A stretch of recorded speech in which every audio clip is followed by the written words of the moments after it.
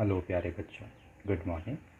मैं इंद्रसेन सिंह आज आप सभी को आईसीएसई क्लास 10th मैथ्स का पहला लेसन जीएसटी के विषय में सामान्य जानकारी देने वाला हूँ। बच्चों, जीएसटी का फुल फॉर्म होता है goods and service tax. GST हमेशा सेलिंग प्राइस पर ही लगता है। मैंने यहाँ पे एग्जांपल दिया है। मान लो कि किसी ऑब्जेक्ट का सेलिंग प्राइस ₹100 है और उस पर कोई टैक्स, मैंने यहाँ पे जीएसटी नहीं लिखा है, सिर्फ टैक्स लिखा है। कोई भी टैक्स अगर उस पर ₹20 का है तो उसका जो ऑब्जेक्ट का बिल अमाउंट बनेगा वो टैक्स उसके सेलिंग प्राइस में जुड़ जाएगा और इस तरह से 100 में ₹20 जुड़ करके ₹120 का बिल अमाउंट बना। अब इसी पर मैं जीएसटी का एग्जांपल ले रहा हूँ। सपोज दैट कि किसी ऑब्जेक्ट का सेलिंग प्राइस ₹100 है और उस पर जीएसटी का रेट 10% का है। ऐसे में उस ऑब्जेक्ट का जो जीएसटी अमाउंट बनेगा वो 10% ऑफ 100 बनेगा। मतलब अगर हम उसको कैलकुलेट करें तो ये ₹10 आएगा। अब ये जो ₹10 का जीएसटी आया इस ऑब्जेक्ट के सेलिंग प्राइस में ऐड होगा और इस तरह से उस ऑब्जेक्ट का जो बिल अमाउंट बनेगा वो 100 + 10 मिल करके ₹110 हो जाएगा। अब जो जीएसटी के विषय हम लोग पढ़ेंगे कि ऑब्जेक्ट अगर ट्रांसपोर्टेशन होता है एक स्टेट से दूसरे स्टेट या with in the same state, तो उसमें जीएसटी कैसे काम करता है।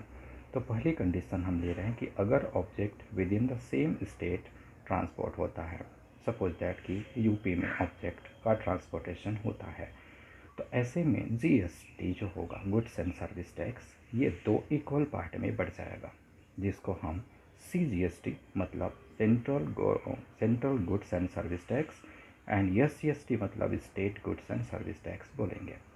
मैंने नीचे लिखा हुआ है सपोज दैट कि जीएसटी 20% है तो ये CGST and SGST 2 equal part 10% and 10% में डिवाइड हो जाएगा।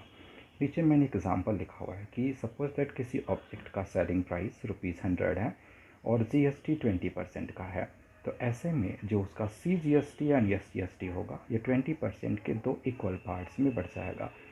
Suppose that it is 20%, then CGST and SGST are half half, that is 10% and 10%। Now CGST और SGST को हम अलग अलग कैलकुलेट करेंगे, तो 10% ऑफ 100 और सिमिलरली फिर 10% ऑफ 100 और दोनों का आंसर ₹10 एंड ₹10 आता है। ऐसे में जो बिल अमाउंट बनेगा वो सेलिंग प्राइस प्लस दोनों टैक्स CGST एंड SGST का सम हो जाएगा, दैट इज़ 100 + 10 + 10 कुल मिलकर के ₹120 का बिल अमाउंट हुआ। अब दूसरी कंडीशन हम ये सीखेंगे कि अगर किसी ऑब्जेक्ट का ट्रांसपोर्टेशन आउट ऑफ स्टेट होता है, इट मीन्स कि अगर वो एक स्टेट से दूसरे स्टेट में ट्रांसपोर्ट करता है तब उसकी कंडीशन क्या होगी। तो आउटसाइड ऑफ स्टेट में हमने देखा कि CGST को हम IGST कहने लगते हैं। इट मीन्स उसका फुल फॉर्म है integrated goods and service tax. इस केस में CGST और SGST निल हो जाते हैं। नीचे लिखा हुआ CGST एंड SGST दोनों निल होंगे और IGST ही चार्ज किया जाएगा। एग्जाम्पल मैंने लिया कि अगर सेलिंग प्राइस ₹100 का है और CGST 20% का है, CGST नहीं, GST 20% का है, ऐसे केस में CGST निल हो जाएगा, SGST भी निल हो जाएगा और ओवरऑल जो हम उसको बोलेंगे वो IGST होगा। तो ये IGST पूरे GST के बराबर होगा, दैट इज़ 20% ऑफ 100 और ये फाइन करेंगे और फिर हम बिल अमाउंट जब निकालेंगे तो सेलिंग प्राइस में इस IGST को ऐड कर देंगे और इस तरह से हमारा ये आंसर आ जाएगा। बच्चों, फ़िलहाल आज की वीडियो में इतना ही। अगर आपको ये वीडियो अच्छी लगी हो तो इसको लाइक करें, शेयर करें और बच्चों को इसको सेंड करें ताकि और लोग भी इसको सीख सकें। Thank you.